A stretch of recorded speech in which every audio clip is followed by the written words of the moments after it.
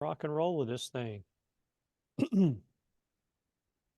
Hello, everybody. This is Ross Carper again with Keller Williams Metro South.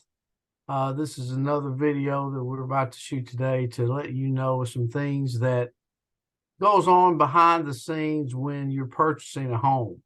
I know a lot of times people think, the realtors don't do much, and they basically just go to the closing and collect a check. And there's a lot more to it than that. And I'm going to kind of touch on a few things with you, if you don't mind, just to give you an idea of what takes place. Usually after an offer is presented and accepted, then we're ready, set, go. By then, we as realtors hope to have the buyer pre-qualified and pre-approved so that basically they know they can afford this home. They know that the price they're going to pay for this home is going to be within their means and in their budget. So that's one thing off the checklist. The next thing we have to do is send the property information to the closing attorney. We have to have someone to close the deal. The closing attorney, in a lot of cases these days, usually do the title work for the property. And in the title work, a lot of that is the title company will check the records, make sure there are not any liens on the property, make sure there's not any problems with the title, so that when the actual closing takes place, everything's run smoothly. That's one thing. The next thing we have to do is make sure that the buyer contacts an inspector to go out there and take a look at the property, see if it's feasible, see if it's not any major damage or any major concerns that they should be worried about. Once we get that back, we work through the repairs, if any.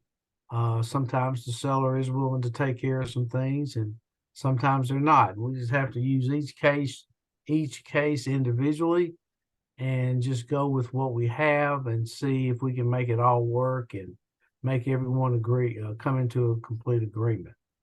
Once that's done, then we'll have to have the property appraised, and that usually takes some time. The lender will contact an appraiser and see if they can get them scheduled to come out and take a look at the property, make sure it appraises for the contract price that we have on the property. And then once that finishes, it goes to the attorney as well. The listing agent will contact the bank and see if there's any mortgage on the property. If the seller owes some money on the property, we have to make sure that's paid off. And they'll send the payoff to the attorney. So the attorney will gather all the information on all these different entities and try to get it all lined up and complete to set up for the closing when it takes place. So there's a lot of things that goes on behind the scenes that a lot of people don't know about. But I can assure you, if your closing goes smoothly, then the real estate agents have done their part. That's just my own personal feeling. So we know what needs to be done. That's why you let us handle the transaction. And the main goal for us is to make sure that everything is smooth so that when you do go to the closing, everybody's in agreement.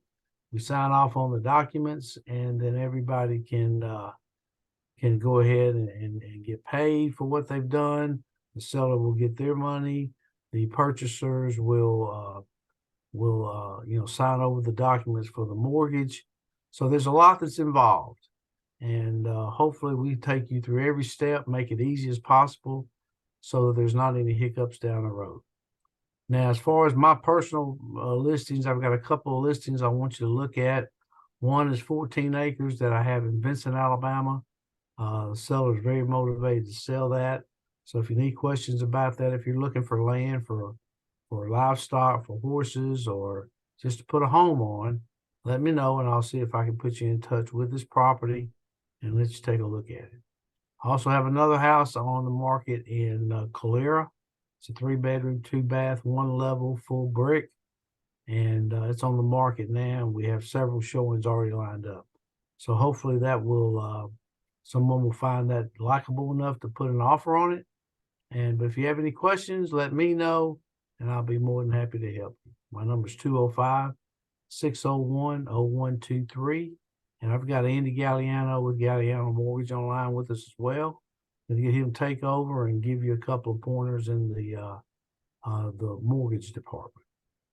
Yeah, thank you, Ross. I appreciate you letting me do the video with you again this week. And yeah, so the mortgage market has been a little bit crazy here lately. So we keep getting economic news out that some of it's stronger than expected, some of it's weaker than expected. And with that happening, the mortgage rates are up a little bit one day, down a little bit the next day. When you look at it from the week's beginning to the week's end, pretty much unchanged, if not slightly higher.